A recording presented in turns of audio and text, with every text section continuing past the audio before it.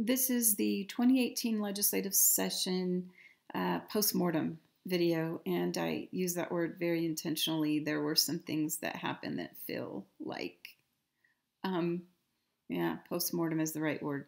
Anyway, I may do a couple of these as I process what we did, but let's just start by talking about legislating by extortion, and that's what I'm going to call it. It's the proper word. A couple years ago, a well-funded group of people got together, and when the legislature did not legislate what they wanted, they created a ballot initiative, and it ended up, when it looked like that ballot initiative might be successful, members of the legislature, this was before my time, but members of the legislature decided to negotiate with that group and passed compromise legislation. Now, regardless of where you are on either side of that issue, it's created no small fallout over the last couple years. But now we have a new group that's decided to use a similar tactic, the threat of a ballot initiative. And not surprisingly, some of the players, some of the well-funded efforts include some of the same players. So now what their ballot threat is to raise $700 million in income tax. So they believe that you were prepared to vote yourself somewhere between a 17 to a 33% income tax. Now, I don't think you would have done it. Honestly, I don't think the taxpayers of Utah were prepared to do that. Nevertheless, they leveraged that threat against the legislature.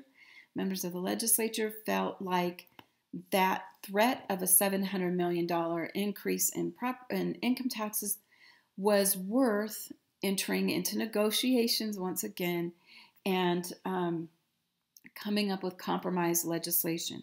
Basically, over the next decade, a $1 billion increase in property tax. Now, this was also matched by a little bit of a decrease in your income tax. And this was, here's some of the words they use. In fact, the bill was called rebalancing. Doesn't that sound nice? Rebalancing. Yeah, you know what? This is a tax increase to you. No doubt about it. This is what the compromise was about. In lieu of a $700 million ballot initiative risk, another part of this compromise was that we will place on your ballot in November a question of whether you want a 10-cent increase on your gas tax. Despite the fact that we raised your gas tax a couple years ago, our schools now wanted to pile on a gas tax in addition to the property tax you're already going to be experiencing. Now, this is called a non-binding question. Doesn't that sound nice? It's a non-binding question.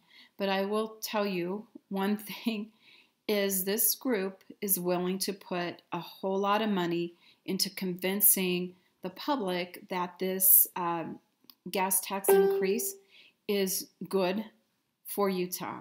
One thing that I tried to do on the floor of the House is make sure that that ballot question accurately portrays what it does.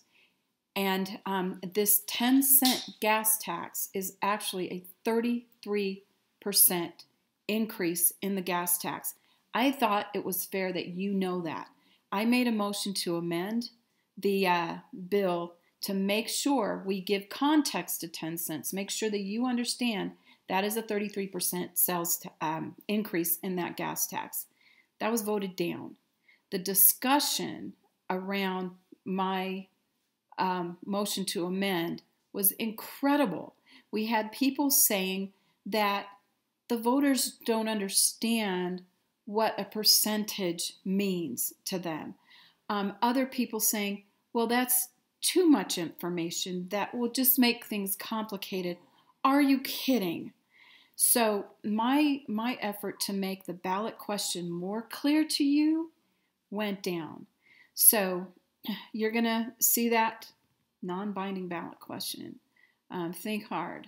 Ballot initiatives should not become the new tactical weapon to use against a republic form of government and a representative form of government. You don't like what we're doing, vote us out.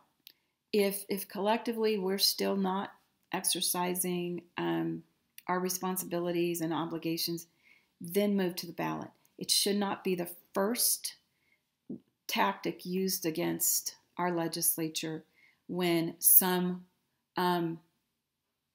people with money and means don't get their way through their elected representatives. I'm very concerned that this has happened, but congratulations, you are now taxpayers for increased property tax. Watch your ballot for an increase of 33% on your gas tax. And we also, in our transportation bill, just gave your county the ability to come back and assess a sales tax on you, even if yours was one of the counties who voted against it. I voted against all these things. I think procedurally, this was not a good way to approach legislation, and in substance, didn't like the substance either.